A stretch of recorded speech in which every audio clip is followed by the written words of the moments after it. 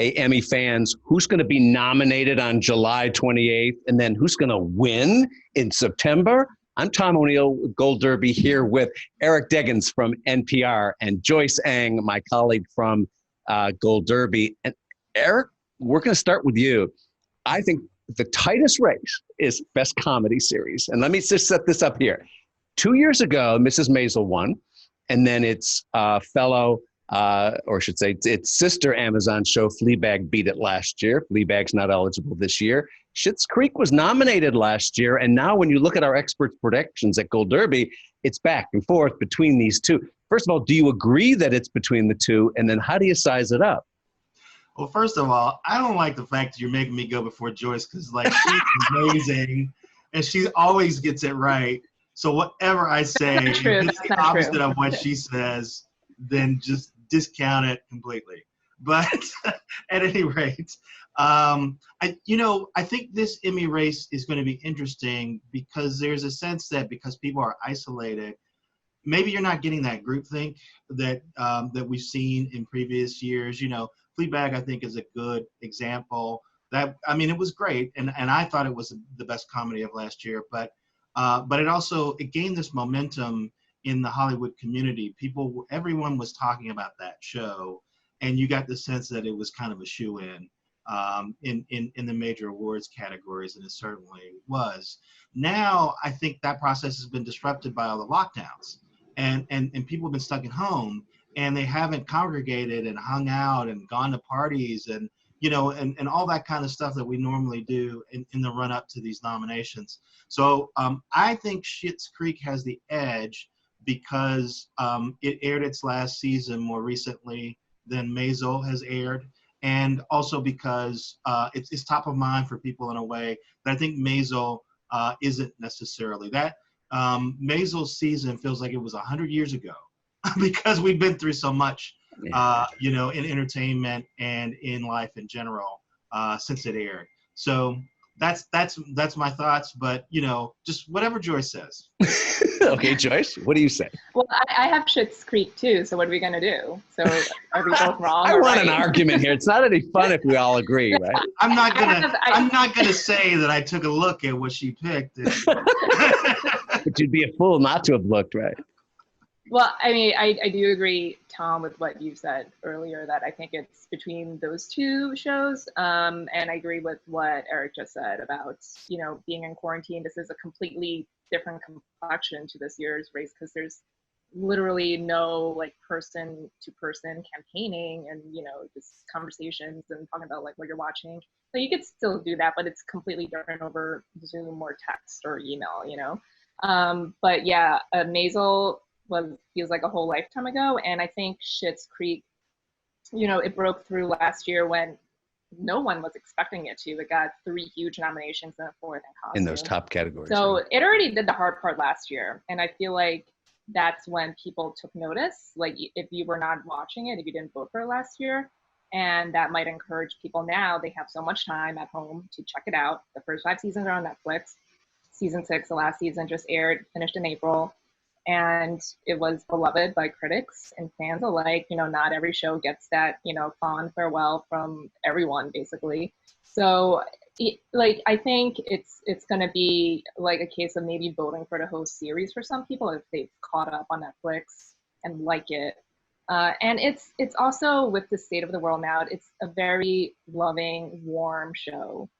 And I think it's not, I wouldn't say it's escapist, but it's hopeful, and it has a very nice ending, and it's not dark like some of these shows in the running this year. But the Emmys also aren't really that sentimental. It's the last season. They don't often give series wins to shows in their last season. So I think Fleabag was its last season last year. Presumably. I know, but it's still, that's like a weird case because it's like it was only season 2 and it had 0 nominations for its first season.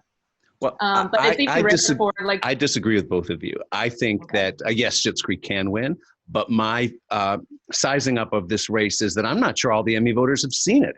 The first 5 seasons are on Netflix. Yes, season 6 is on Pop Channel. I'm not so sure that they've caught up with it yet. And what I find interesting about the predictions at Gold Derby are that yes, the real knowledgeable folks like us would say, yes, if this normal trajectory that Eric was talking about was happening, if people were congregating in LA and more of that kind of shared buzz was happening, I think not as many people have seen all of Schitt's Creek, and certainly not in season 6 as we may think. So I think that Maisel has two advantages. I think number one, I think it is this kind of filmed, scripted, almost movie star quality show, movie production quality show. And I believe it has, we all know it's going to get 1 million nominations in those other categories, and that often lifts something up. So I think it's close. Currently, I have Maisel. I may switch to Schitt's Creek, but I'm not yet convinced that everybody has seen it. Yeah, enough people have seen it to get a nomination. Well, let's move to the acting categories. Eric, this is a case where I think we all agree. I haven't checked your predictions today. You may have changed them, but I think this is where the esteemed veteran status of Catherine O'Hara and Eugene Levy really helped them in those acting races. What do you think? Yeah, I agree. And again, for the same reason that I think Schitt's Creek will probably be victorious in comedy, Catherine O'Hara is, I think, the performer that's most likely to benefit from all the goodwill that people have towards Schitt's Creek. Not only because she has a great part and she executes it really well, but again, she's been around for a long time. A lot of people have loved her work for a long time. And it's a way for people to kind of recognize her, not only for what she's done on that show, but for what she's done over the length of her career. I think, frankly, Eugene Levy is not going to get as much of that goodwill, in part because the competition in his category is steeper. But I think Catherine O'Hara is going to benefit, and we're going to see her get nominated. And Joyce, Catherine O'Hara plays a showbiz actress. I mean, these are actors voting on actors at the Emmys, and she plays that hilarious spoof on one that we all recognize. You know, the diva. My favorite line of hers of the whole season is when she's yelling at a film director in that movie Gone Wrong about the crows. She turns to him and said, I once held the record for most demonic possessions in daytime TV. I mean, it's brilliant. Yeah, like she is a total icon, a queen, and I think it's hers to lose, and Rachel right behind her. Yeah, and I have Eugene also in first. I agree, like, I don't think he's as much of a lock. That category in general is kind of very much in flux after, I mean. But actress, I think it's Catherine's to lose. Like, she got the SAG nomination for individual actor, and Eugene didn't, which they, spoofed in their, they weren't hosts, but like their presentation, him and Dan. But if all three of them win, the show and lead actress and lead actor, it'll only be the fourth show to win those top categories in comedy. And the last one to do it was 30 Rock 12 years ago. That's pretty amazing. Very rare. So, and before we leave comedy, I do want to throw in a plug for a show that I hope at least gets nominated, and that's Insecure and Issa Rae. I have it in. I have her in too. You have her in, yeah. Well, and I shouldn't say this, but I do this thing with my Gold Derby noms where I put the people that I want to get nominated, and right before the nominations come out, I change it to who I think. Oh yeah, no, I do that too. You have to hold it. So I got Issa in there, and that show, this doesn't often happen, but I think they executed the best season of the show yet, this past season. And so I really hope that gets some notice, and that they at least get nominated, because she was nominated 2 years ago, but not last year. Not last year. Yeah, well, last year was a tough race, but there's all these open slots now because so many people from last year are gone. So I think she and Pamela Adlon could come back because they were nominated 2 years ago and were dropped last year. Yep. Okay, we only have a few minutes left. Let's switch over to drama series.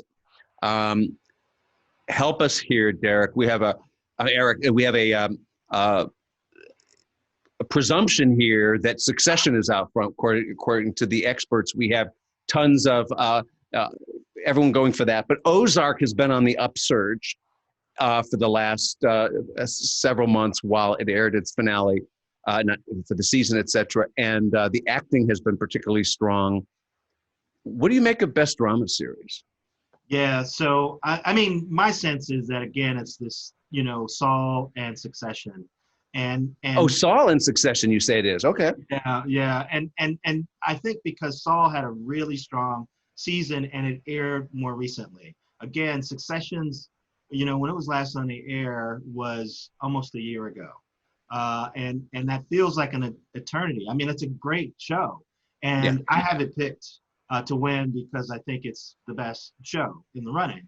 But I wonder if it won't feel like it was too long ago. And Better Call Saul has done amazing work, and it aired much more recently. Ozark, I don't know what the deal is with Ozark. I think Ozark has never been recognized to the level that it should be. And they turned in a great season, but for some reason, Emmy does not pay as much attention to Ozark. I mean, it got 2 big wins last year. What's that?